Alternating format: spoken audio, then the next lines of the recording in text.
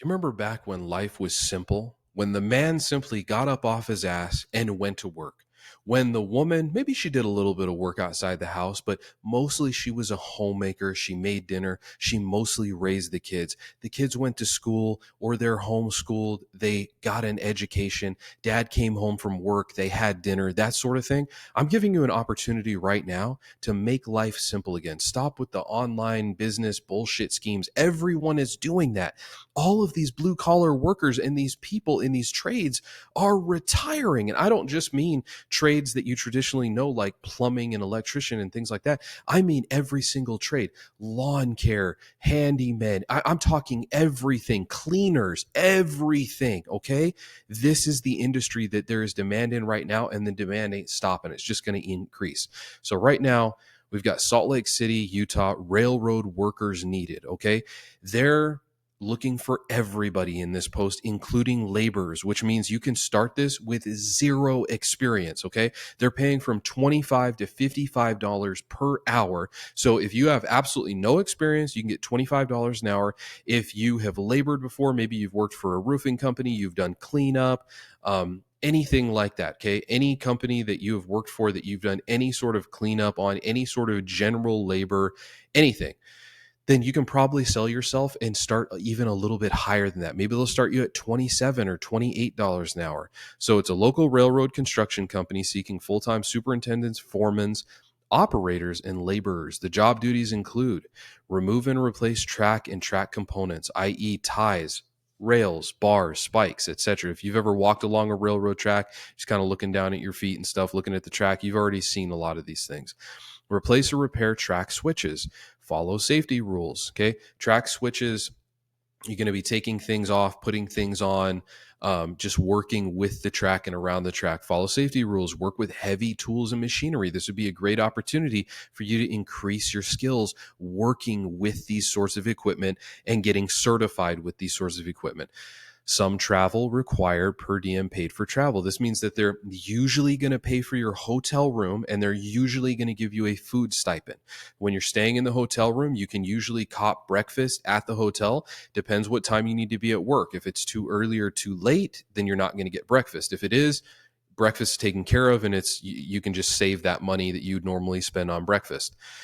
There is a caveat though. The travel is required. So if you have a family, you have kids, then your family dynamic needs to make sense and meet that. You need to be okay with being away from, your wife and your children for a certain amount of time. If that's worth it for you and that's easy for you, awesome. If that doesn't work for you, no sweat off your back. There's other jobs. You don't have to take this one.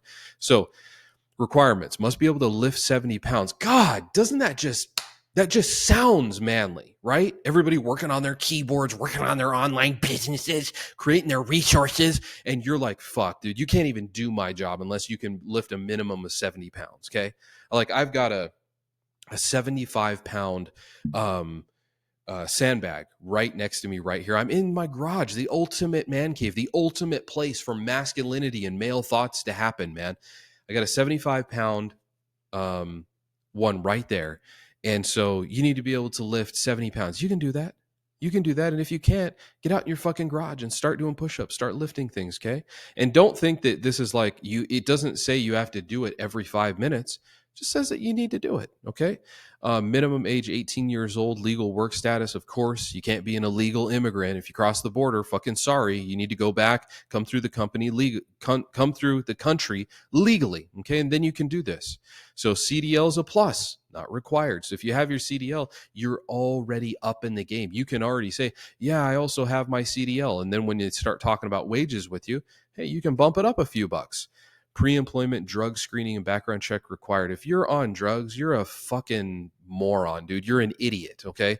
You need to get your head out of your ass, pull it way far out. What are you even doing here on this planet, dude? Do you want to make this a nice, reliable, trustworthy, beautiful experience for your family? Or do you just not even give a fuck, okay? So you need to get off that right now. Competitive wages, 25 to 55 bucks an hour, commensurate with experience. health insurance for all full-time qualified employees. Now, that can vary. Really check it out, because sometimes these companies will cover a hell of a lot of the insurance and sometimes they'll cover very little. 401k, beautiful. That means the company is most likely going to contribute a certain amount to your 401k. So as long as you make a contribution, they'll make a contribution, and then it'll work out to be more than it originally was. Paid vacation and paid holidays. That's beautiful. They actually have paid holidays. You don't always see that. So this is an awesome opportunity if you're willing to travel a little bit and go down the per diem road, learn a new skill. And here's the thing: you'll start, if you have no experience, you'll start as a laborer, okay? And then you tell the company, okay, after you work there for a month, say, hey man, I'd really like to get my CDL. Can I really want to become more valuable to the company, and just more valuable in general. Like I want to like start leveling up. Can I go and, like, if I study and everything, because I've been studying out of these DMV books and everything, I might even take an online course. Will you guys pay for me to get my CDL? Will you guys let me use one of the trucks to get my CDL? How does that work? Okay.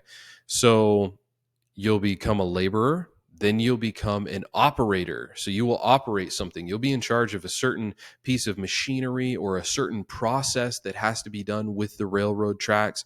And then eventually putting in, you got to put in some time with this. Okay. So maybe you're a laborer for nine to 15 months. Okay.